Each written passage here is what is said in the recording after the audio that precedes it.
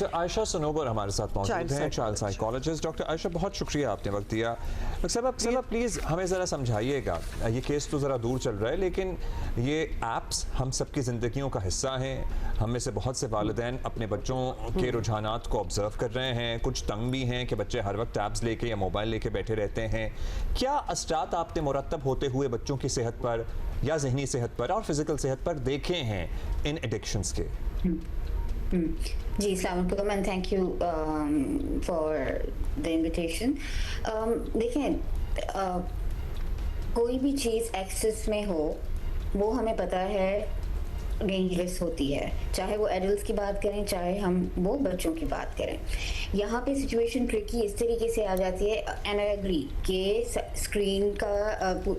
Screen by design और ये platform by design जो है वो डोपामीन, चीप डोपामीन देने के लिए क्रिएट किए गए हैं।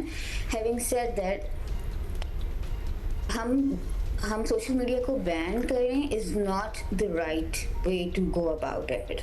इसके इफ़ेक्ट्स होते हैं, बट आप देखें अगर 10 बच्चे देख रहे हैं सोशल मीडिया पे हैं, तो उनमें से 2 बच्चे हैं जिन पे सिवियर उसके इम्पैक्ट पड़ता है, 8 पे नहीं पड़ता है। तो अगर हम इस चीज़ को देखेंगे तो फिर हमें इंडिविजुअल फैक्टर्स को भी, आई एम नॉट सेइंग कि लार्ज फैक्टर्स को नहीं, बट हमें इंडिविजुअल फैक्टर्स को भी देखने की ज़रूरत है। यस, इम्पैक्ट होता है मूड और एंजाइटी का, बट वो ऑलरेडी वल्नरेबल बच्चे होते हैं तो उनमें ज़्यादा चांसेस होते हैं।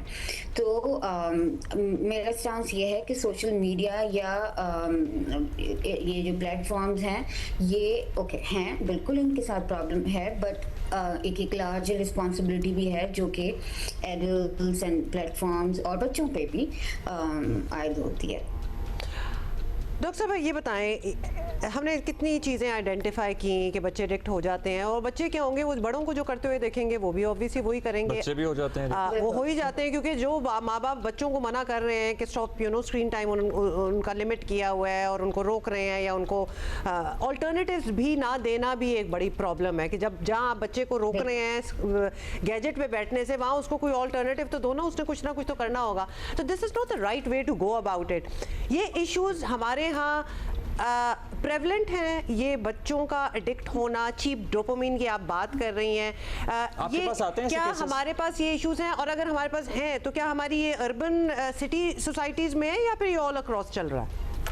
नहीं, बहुत बल्कि ये अलग से मसला नहीं आता है, दूसरे मसलों के साथ रैप अप होके ये कंसर्न आता है। And almost I would say कि हर दूसरे बच्चे में हम ये देख रहे होते हैं।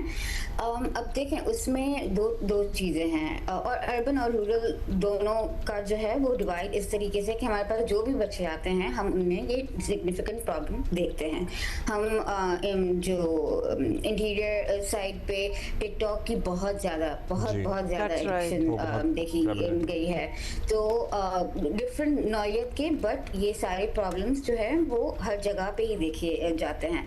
अब इसमें हमें 2 चीज़ें देखनी होती हैं कि एक्चुअल कितनी एडिक्टिव बिहेवियर है बच्चे का वर्सेस कितना पेरेंटल एंजाइटी है। अब आप देखें, कोई भी 3 घंटे से ज़्यादा यूज़, मैं आपको रफली बता रही हूँ, अदरवाइज एज स्पेसिफिक होता है, 3 घंटे से ज़्यादा यूज़ इन एनी केस किसी भी बच्चे को अपने रोज़मर्रा के कामों से हटाएगी, ना पढ़ाई, होमवर्क, खेलना कूदना, लाइक स्कूल, कारी साहब, सब ये सारी चीज़ें जो हैं वो 3 घंटे से ज़्यादा यूज़ अलाउ ही नहीं करती बच्चे को। बट अगर एक बच्चा 5 से 6 घंटे स्क्रीन के सामने गुजार रहा है, तो मेरा सवाल होगा कि ये यहाँ तक बात पहुँची कैसे। इससे पहले कि मैं स्क्रीन को एनालाइज या एक्सप्लोर करूँ, मैं ये कहूँगी कि बच्चे को लाइक अगेन, ये कभी ऐसा नहीं होता ना कि अचानक से 4 घंटे उसने देखना शुरू किया, आहिस्ता। सो फिर अक्सर होता ये है कि हमारे पास जब चीज़ें क्राइसिस पे पहुंच जाती है तो फिर हमें वो क्राइसिस मैनेजमेंट वाली ही एकदम लेने पड़ते हैं। बट ये बहुत सारी चीज़ें हैं जो कि, and I agree with you, कि रोल मॉडलिंग हो गई, parenting. In fact American Academy of Pediatrics ने पूरा एक एक कैलकुलेटर रखा हुआ है जो मैं अक्सर पेरेंट्स को दे रही होती हूँ, जिसमें डिजिटल मीडिया डाइट को कैलकुलेट करते हैं। हर कोई करता है, जिसमें अम्मा अब्बा सारे बच्चे, और वो उनकी एज, किस क्लास में हैं, क्या नौकरी करते हैं, घर पे हैं कि नहीं, उसको कंसिडर करके कैलकुलेट करके देते हैं कि आप इतने घंटे गुजार सकते हैं स्क्रीन पे। तो देयर आर वेज, हम जो है again we have to be careful कि हम किस तरीके से चीज़ों को नी जर्क रिएक्शन के थ्रू ना एकदम से हम स्क्रूटनाइज करना शुरू कर दें। ठीक, बहुत शुक्रिया आपका। Thank you doctor Ayesha, you very right. और बातों से भी एक बात आपने वो कैलकुलेटर की भी एक बात कर ली, विच इज़ वेरी गुड।